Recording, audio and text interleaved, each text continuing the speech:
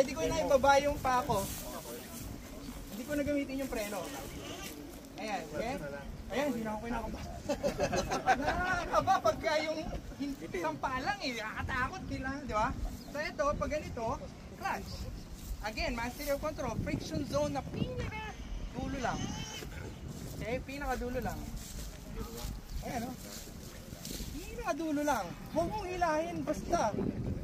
Kasi pag hinila mo basta, di ba? Ano mangyayari sa'yo? Okay?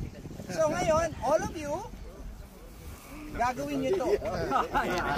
Galing taas.